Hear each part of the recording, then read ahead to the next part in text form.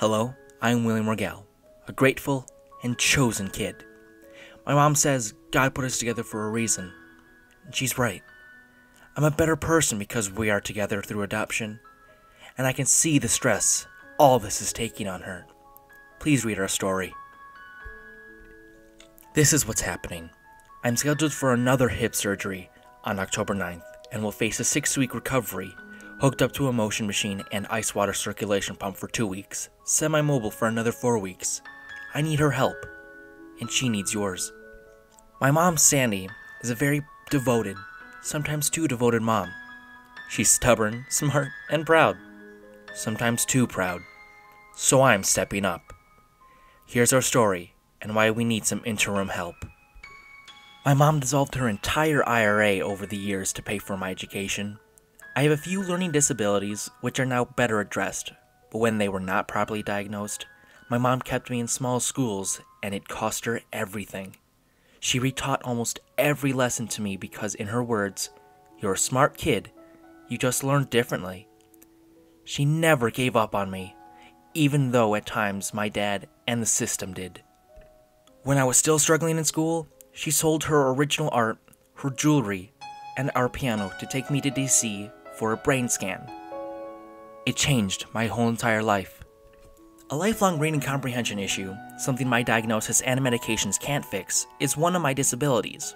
I can read, but I don't process it unless I hear it in an audio format, and when not available, my mom is my reader. I have ADD and anxiety. She helps keep me organized and has talked me off the edge in the middle of more than one panic attack. She is helping me get through school and helping me get ready for life. Since she sold her favorite things to get me that brain scan, I've been on the dean's list. Quite a turnaround from barely passing.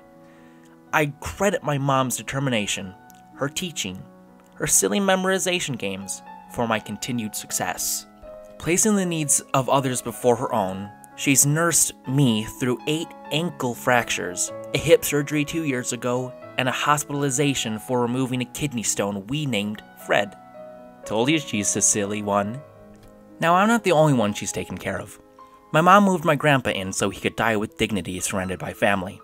Took care of my grandmother during the day when she was going through chemo and later broke her hip and needed rehab.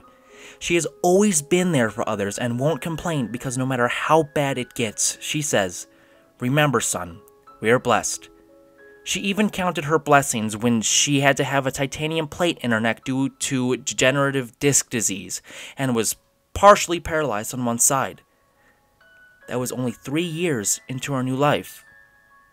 Now, I'm not quite done needing my mom, especially with my hip surgery coming up next week. Mom would like to take care of me, and I'd like that too. As I said, I'm going to be totally dependent for 6 weeks. She's my nurse, my reader, my cook, and my driver. So this is what happened. My parents' divorce settlement dragged on for 13 years through 4 different courts, and you guessed it, the lawyers got most of the settlement as well as most of the underpaid child support. It finally ended this year. These are the actions in just one of those courts. Dad promised to bankrupt my mom, and he did. In addition to what I believe is the longest divorce in history, my mom had to fight a couple of bogus ex parte actions by my dad and his powerful legal team. One was a custody grab.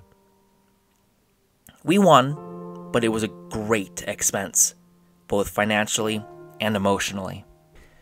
Now, don't get me wrong, I love my dad, but he did not treat her fairly. He has now stepped up to pay for my college, and I'm very grateful for that. But my mom is still my tutor, my inspiration, my moral compass, and I cannot let her down. Every day she tells me, "Make me proud." Her favorite reminder when I get down is, "Forgive, forget, and live your life to the best. Be humble, be honorable, and you will be blessed." Well, we're not feeling very blessed right now, but I know some of you are really good people. She was going to finish college when the back child support was finally paid.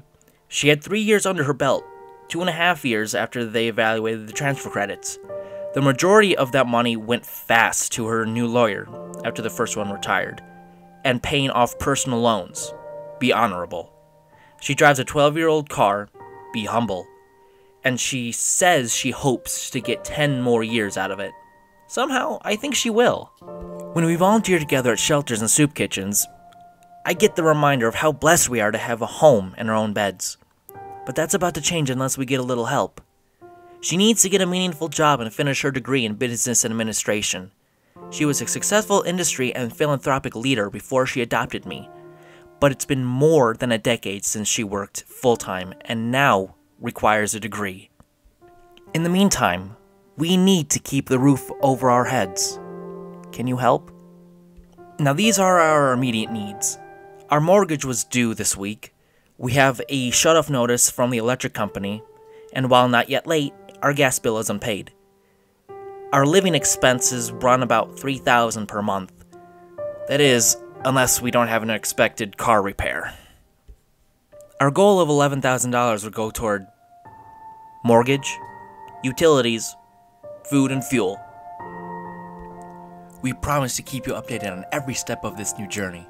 If you can contribute, please say a heartfelt prayer for us and please share our story with others. Thank you.